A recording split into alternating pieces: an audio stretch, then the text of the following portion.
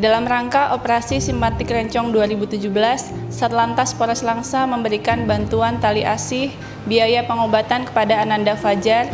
Semoga Ananda Fajar dapat segera sembuh dari penyakitnya dan dapat bermain dengan rekan-rekannya kembali.